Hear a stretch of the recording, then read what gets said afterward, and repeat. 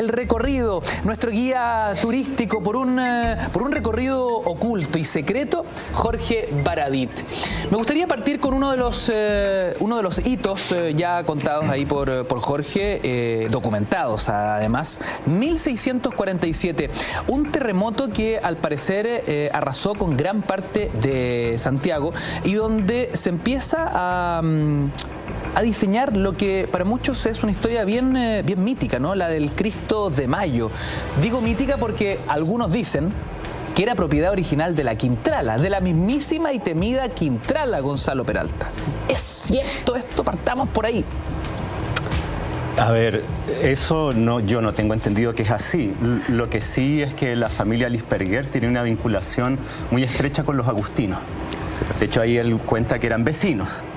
Y la vinculación no solo era religiosa, sino que también política, en un tiempo en que la Iglesia Católica tenía un poder político mucho mayor que el de hoy. Entonces esas relaciones eran muy importantes. Y se cuenta que tras el terremoto, pero esto ya es mitología, no es leyenda, el Cristo habría sido llevado a la casa de la Quintrala para protegerlo en vista que la iglesia había quedado destruida. Y qué bueno que la Quintrala cruzaba ante el Cristo de Mayo y al parecer ella sentía que el Cristo le ponía mala cara. Yo no sé si sería una proyección de sus culpas o qué diablos. Entonces, en un momento ella habría ordenado que sacaran el Cristo de la casa porque ella no toleraba hombres que la miraran mal. Eso está en el guión hasta de la teleserie. Claro, lo que pasa es que ese es el mito que crea Vicuña Maquena en este libro, que es gordo y es bien entretenido, que la Quintrala y los Lisperguer. ¿Qué cuenta ahí, Cristóbal? O sea, no, a ver, el trabajo que hace es fundamentalmente una biografía de Catalina de los Ríos, pero previo a contar toda la historia de la llegada de los Lisperguer, que es una familia alemana, igual que también al lado de los Flores, que originalmente era apellido Blumen, se cambian a Flores, y ahí viene toda la historia de Catalina de los Ríos, que se transforma en una de las mujeres más poderosas de Chile, fundamentalmente por el poder económico que tenía. Y ahí es lo que contaba Gonzalo, que yo no tolero hombres que me miren con mala cara. Tira el Cristo a la calle, que era en esa época similar a tirarlo a la basura. Entonces, durante semanas el pobre Cristo de Mayo está ahí, a la intemperie, y ni los agustinos ni nadie se atrevía a llevárselo por miedo a lo que pudiera hacer la Quintrala. Pero yo estoy de acuerdo con Gonzalo, eso es más que nada parte de los delirios, no sé, o de los cuentos de Vicuña Maquena. ¿Usted dice que a Vicuña Maquena hay que creerle la mitad? La mitad quizá menos, pero a ver, qué entretenido, tiene los mismos vicios que Encina, ese es el problema. Escribe muy bien, pero falta fuente, aparato crítico, etcétera. Pero a ver, indudablemente yo creo que hay que irse con los hechos que son más tangibles. Sí. La vinculación política de los agustinos además de hecho es una de las órdenes más antiguas que llega a Chile, la de los agustinos, y el contacto que tienen, digámoslo, ya sea con la educación, con el tema de las iglesias, pero al mismo tiempo con las familias de élite de Santiago, los hace una de las órdenes más poderosas.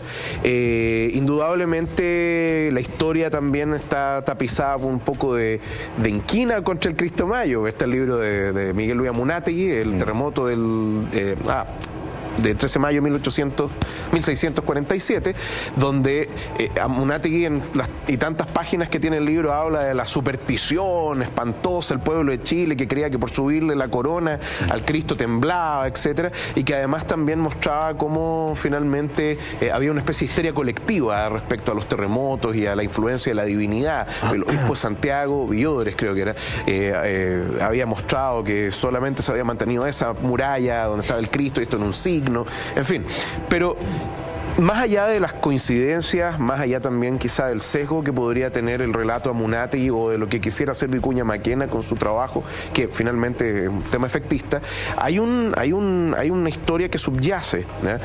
Como lo había dicho Gonzalo, y como lo han estudiado otras de las personas que están acá presentes, el poder político y el poder cultural y social que tenía la iglesia lleva a que hayan íconos como estos, como el Cristo Mayo, que perduren hasta el día de hoy y que tengan una fuerza bastante grande en el ideario común de la población. Padre Montes, ¿qué simboliza el Cristo de Mayo? Bueno, es una representación muy preclásica de la muerte de Jesús, de la entrega de Jesús, que en América Latina curiosamente hay una frase de mi superior, el padre Costadati, en un artículo que dice a veces mucha sangre y poco Cristo. Mucha sangre y poco Cristo. ¿A qué se refiere con eso? Que a veces está la sanguinolenta. Esto es a propósito de la película de Mel Gibson. De la polémica película de Mel Gibson. La polémica, que es pura sangre, que a veces el pueblo doliente de América Latina sintió una identidad muy profunda con el Cristo doliente. Y entonces, a veces hay algo muy hondo del pueblo latinoamericano, su sufrimiento identificado con el sufrimiento de Jesús, pero a veces se silencian otros elementos del cristianismo.